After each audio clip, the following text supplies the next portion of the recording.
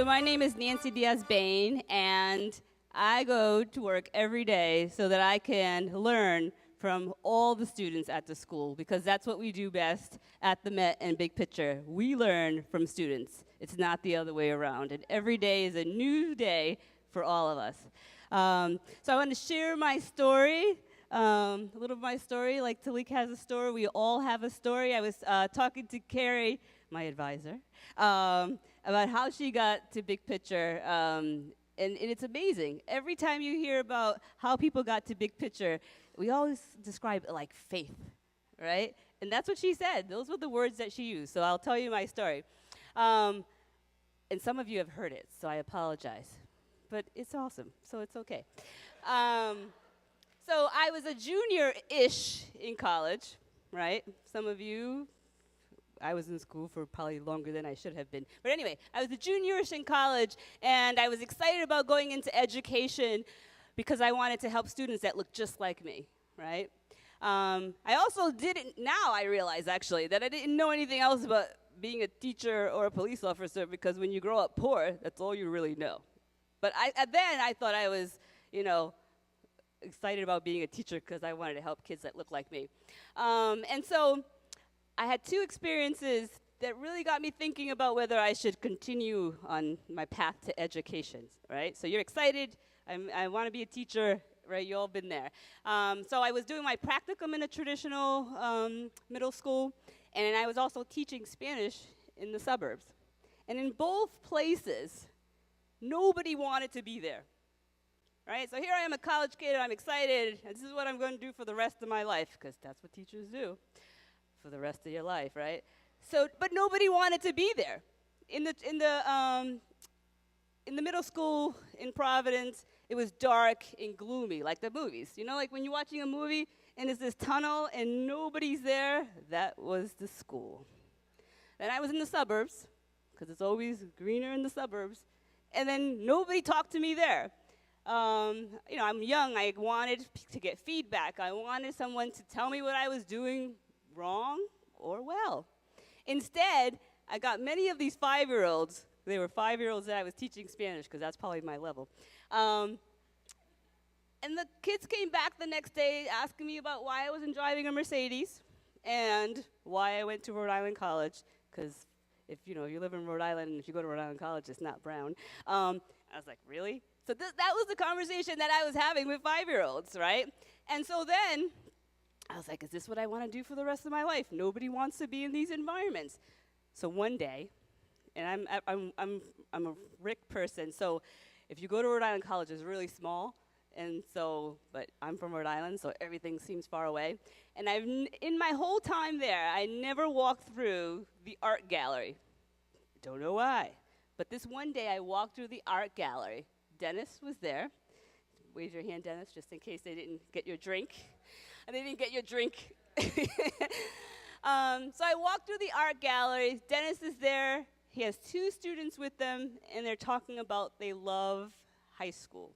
And if you all remember, you all would never talk about loving high school in public, ever.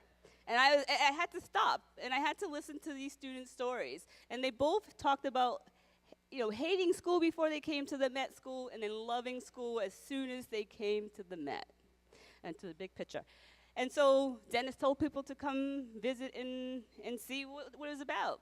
And that really changed my life, because at that moment, when I went to visit the school, students were happy, staff were happy, students talked to me, staff talked to me, I was involved. Actually, they probably made me ran all kinds of meetings. But that's what it's about. It's about getting this community involved and having people be happy.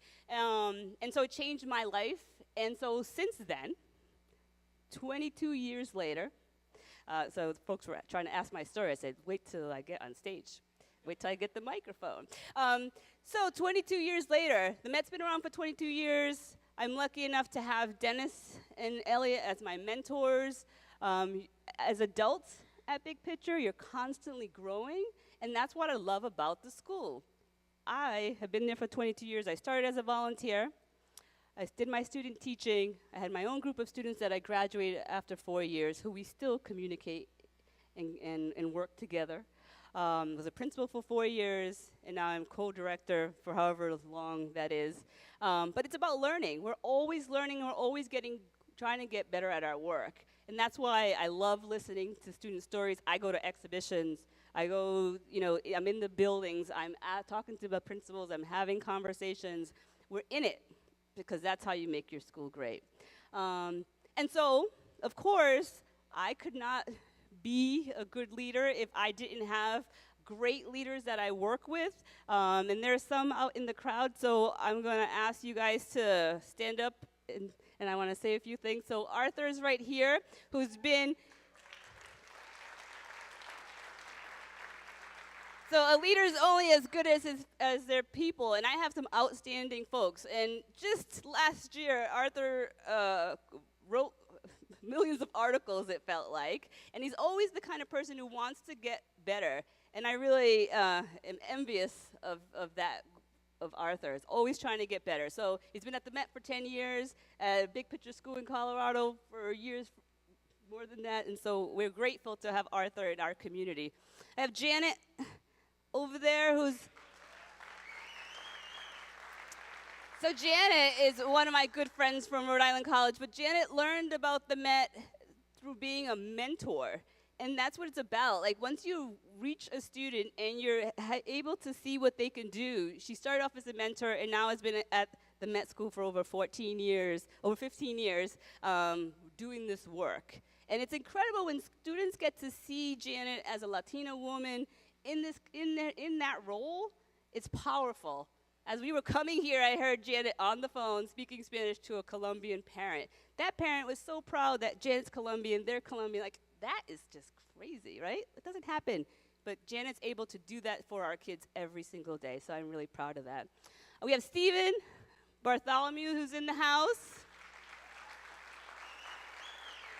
Stephen and Janet started at the same time, so over 15 years at the Met School. And you have to hear Stephen's story, and I'm going to kill it for him because he's probably going to try to tell it tomorrow. But what really warms my heart about Stephen is that often when you think about teachers, right, in traditional schools, they will never put their kid in the school they work at, right? That doesn't happen because they don't trust that school that they work at. They don't trust that district that they work at, and that's the truth. But Stephen had his son at the Met School, and his son graduated 3 years because he trusts this model, he trusts what we do. And so I value that in Stephen, and really, it touches me every time I think about it. And he tells his story better than I do, but I appreciate that. I think the rest of the folks you'll see tomorrow when you come visit, we're super excited to see all 150 of you at this building. Woo! You don't know the excitement. I'm holding it back. Believe me, it means a lot, because when I started with Diaz 22 years ago, I mean, there was like probably 4 of us. Right? I can't remember where we were, but probably in a building in New York, and it was 4 people. And then here, there's 150 of you. Tomorrow, I'll see you in my building. Yes, super excited. But welcome to Rhode Island. Welcome to the Met School tomorrow, and we're just excited. Thank you.